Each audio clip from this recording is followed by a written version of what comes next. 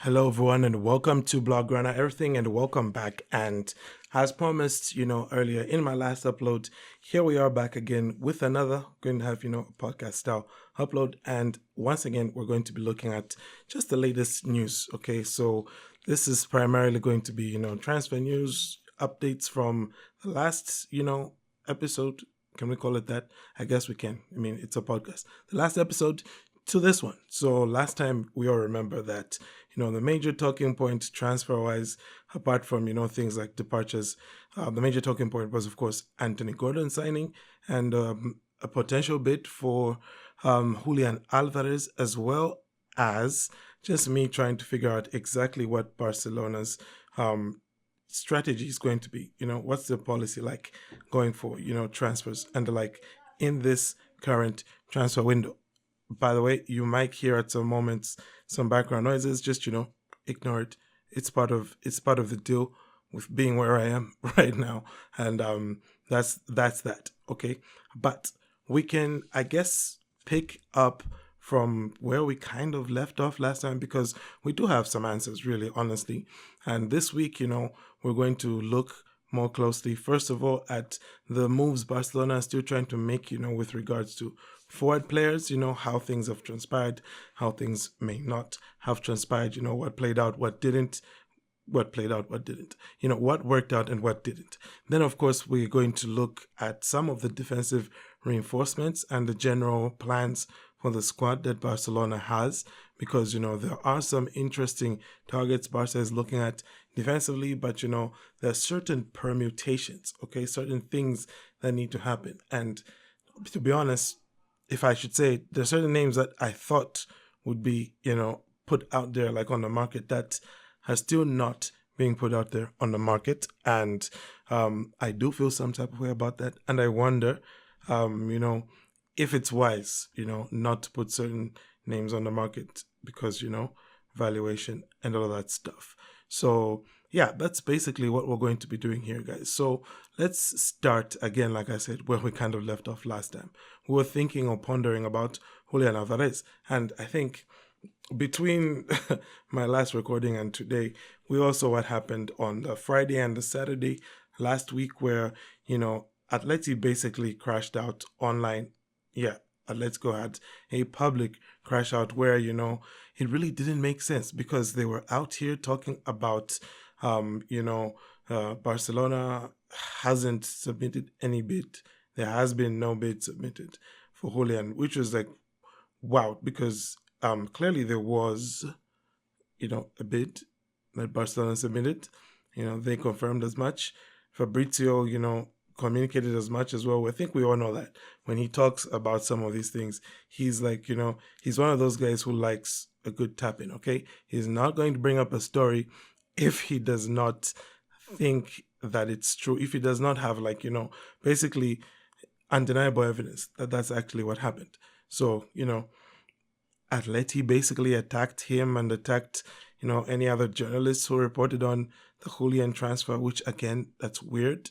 Funny enough, they defended Julian's agent, which is like, let's be real here, okay? If there are any rumors about Barca submitting a bid for Julian Alvarez and people like Fabrizio know about it, you can bet your top, your bottom, and your middle dollars that his agent had something to do with it, because I think at this point it's pretty clear that, we've been told, multiple sources have said this now, that Julian does want to leave Atleti and that he has a preference for Barcelona, which is probably what Atleti don't really like. So what this has transpired into, though, is that,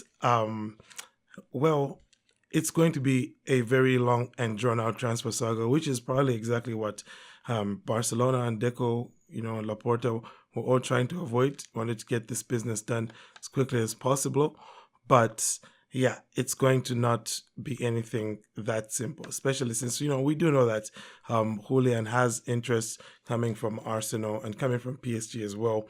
Even though, like I said, we've been told he prefers Barca. I think we all know that Barca is what Atleti would not prefer. Okay, they would prefer selling Julian back to the Premier League or selling him off to sending him off to Liga A, with PSG. Oh, wait, I didn't say that right.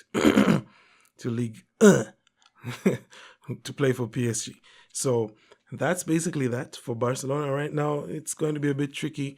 Maybe they might have to get to that 150 million euro valuation we were talking about, in the last episode. But funny enough, we've also been hearing reports that Atletico are monitoring Victor Osimhen's situation.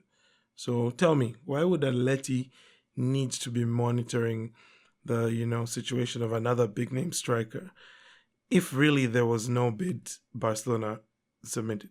It's pretty funny that the Atleti should put themselves in that kind of a situation. Anywho, we can move on from the Julian saga to another part of Barca and Atleti, just being basically just like being in a big old fight over players. Of course, in this one again, Atleti looking like they might be the ones to lose out, and that's Bernardo Silva. So, we definitely got confirmation that Barcelona are interested in signing Bernardo Silva, and also that Bernardo Silva does prefer joining Barca over Atletico Madrid, which obviously, that's not a surprise. And Hansi Flick wants him as well, which this is the part maybe which surprised me. But then again, I guess maybe it shouldn't be too surprising. And it's probably why we're seeing a sale that Barcelona are just about to conclude to Monaco. And that's, of course, the transfer of Barcas. I think for me, seeing that was when I kind of realized that, okay, maybe the Bernardo Silva links are legitimate. And I was made to see this as well in a new light, the transfer of Bernardo Silva, the possible transfer of Bernardo Silva to Barca. Because you see, one of the biggest challenges Barcelona had was not having Pedri fit when they needed him to be fit, in the big moments. And if you sit down and think about it, who in this Barcelona squad does Bernardo Silva, potentially replace, in terms of being a like for like swap? And yeah, it's Pedri. So I'm guessing that the thinking here from Barca is, well, you lose someone like Marc Casado, who right now he's finding it hard to get a spot back in that midfield, especially with Marc Bernal having found fitness and, Frankie existing. And that means you can, swap him out for someone who can give Pedri rest and the team will not suffer. I think we can all agree, right? Like, sure, of course, you want Pedri to be there, but if you have Bernardo Silva in there instead of Pedri, the team isn't going to suffer that much, Also, with Bernardo Silva, you do get the flexibility that he has.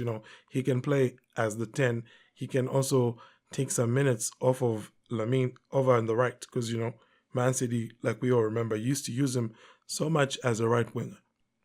So stepping back and looking at it, initially my worry was, he's too old, obviously, and he'll want big money.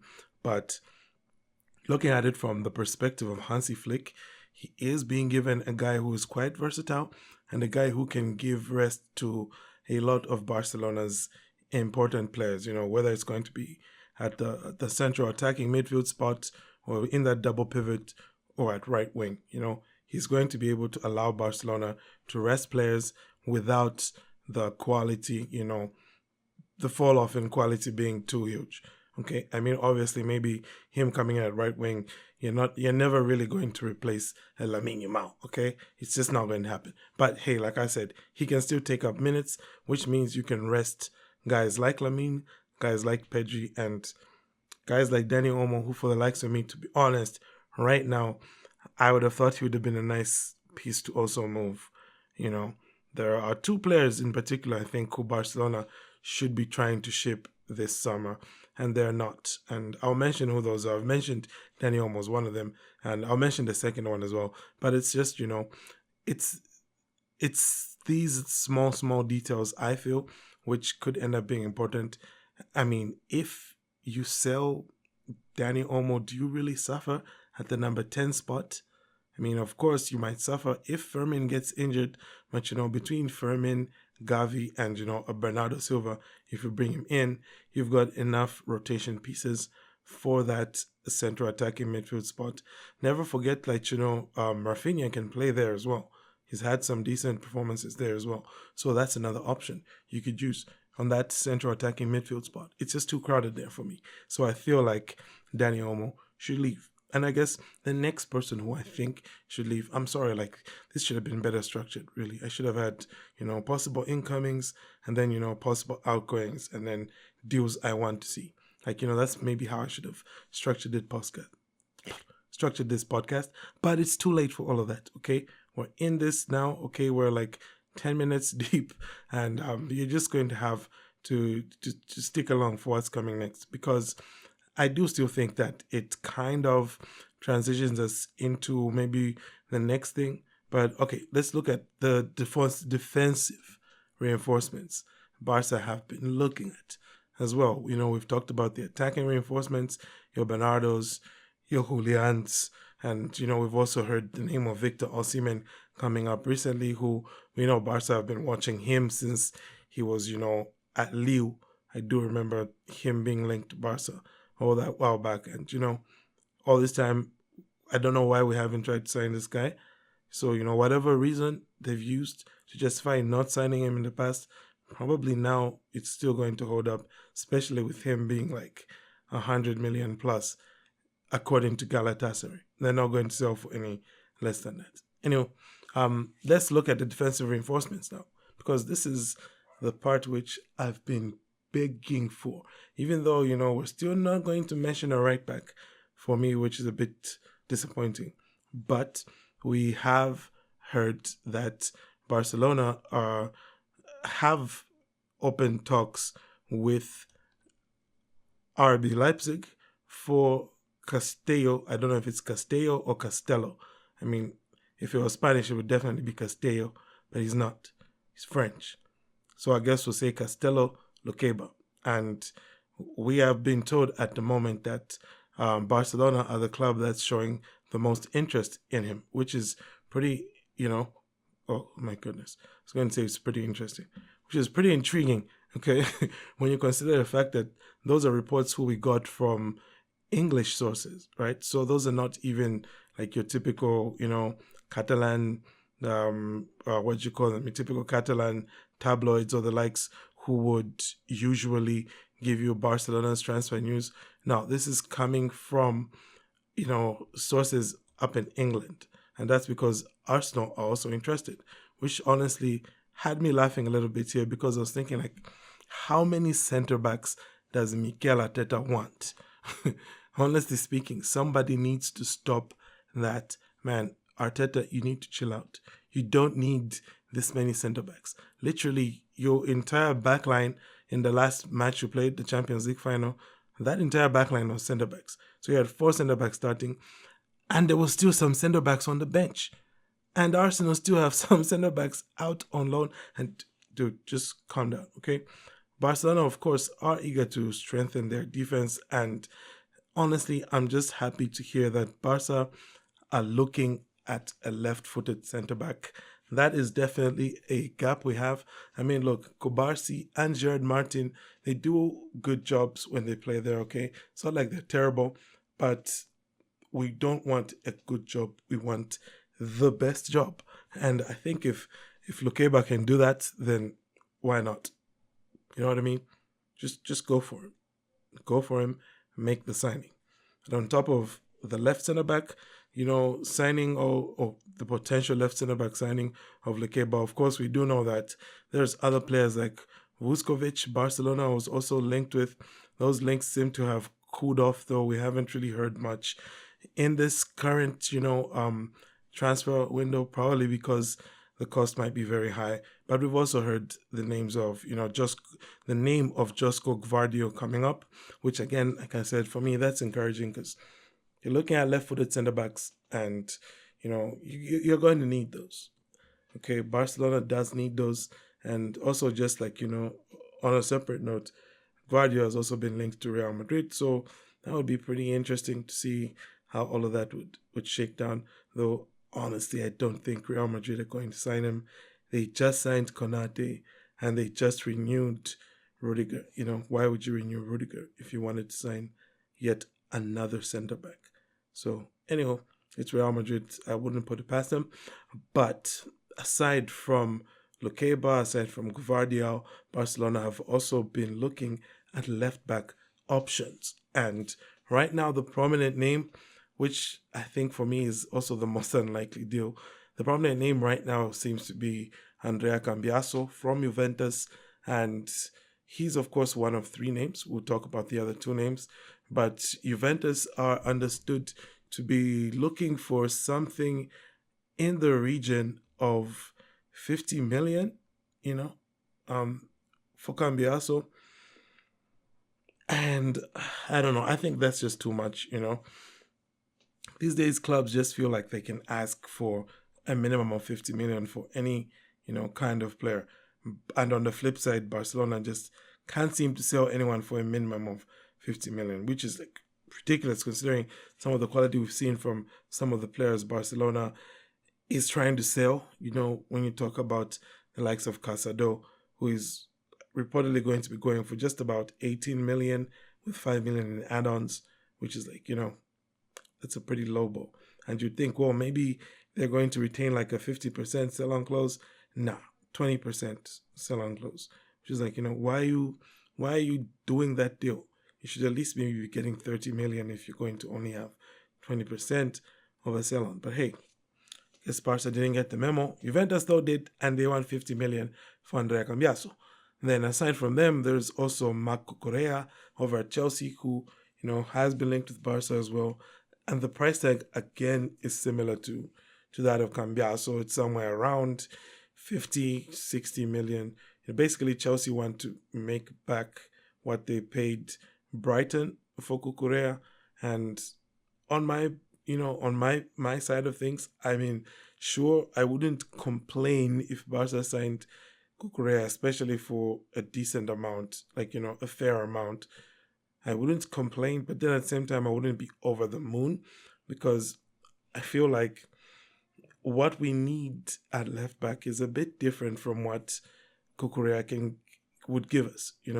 Cucurella is basically just going to give us, some, a bit of Baude, but with, more crosses into the box, more final third type of output, which, I guess I kind of see the appeal in that. But for me, I think if you're going to buy somebody else, the last thing you want to do is buy someone who is also kind of, similar to Baude in some ways. Their biggest strengths is carrying the ball out from the back, being press resistant, right? And their biggest strength isn't being creative in the final third, which is what I think, if you're going to be signing another left back forward, that's what you need to get from them. And I would say maybe the only ones who are giving me that are, I have to admit, Cambiaso, but also the third man who is being linked with Barca, who is always linked with Barca. I feel like since he left Barca, which is Grimaldo, of course. And, Grimaldo has always had that air of the one that got away, and I kind of feel like it's a bit too late now at this point for Barca to bring him back. Though, again, like I said, he's one who I wouldn't mind at all, because, we know what strengths he'd give us, especially from dead ball situations, but we also know what deficiencies he would bring. In terms of defensively, he's probably just about as solid as a Joao Cancelo, but, he might give you a similar or maybe even better output than Joao Cancelo going forward. So I think, in that sense, he probably makes more sense than getting Cucurella, for example. So yeah, maybe Grimaldo is somewhere you look, especially since he's not going to cost you a lot of money, despite of what he might do at the World Cup. Oh, in spite of, not despite of. English lesson there, kids. Say in spite of, and then just say despite blah. So, despite what he might do at the World Cup, or in spite of what he might do at the World Cup, yeah, I don't think he's going to cost much either way for Barca. So maybe that's who they should look at. But then we get a bit into, talking about who's not going to be on the market. For starters, Balde is not going to be on the market. He doesn't want to leave. It's pretty much like a Ferran situation, I think, here, because I do have the feeling that if the player was willing to leave, Barcelona would jump at the opportunity, because I think they're trying in some way to move Alejandro Balde. And just the fact that his agent is, the man himself, the legend, Jorge Mendes, or is it Jorge Mendes? Sorry, he's not Spanish. Jorge Mendes. Then, yeah, we know that it's highly likely that a transfer could happen with him. But for now, Balde is not interested in leaving Barcelona. Somebody else who is not interested in leaving Barcelona is, of course, Ronald Araujo, who, I hate to sound like a very, what's the word that I'm looking for? I hate to sound like a spiteful person. This isn't because of what he did against Chelsea and what he did against PSG. But it's not, I'm not looking at moments in isolation. But I just think overall, Ronald Araujo has stagnated since about 2022. He's not improved. He's not grown into the kind of player that we hoped that he would back when, he was having his first full season under Xavi, or even just, his first full season under Ronald Koeman. The promise we saw from him then, I feel like he hasn't lived up to it. You could even argue that he's regressed from what we were seeing from him. You remember, we could say the peak of his strength when he was shutting down Vini in our Clásicos for fun, and literally, he was the only player on the planet who could seem to stop Vini back when Vini was running riot against just about anybody, right? But he has not grown from that moment. And like I said, in fact, it's more like he has regressed.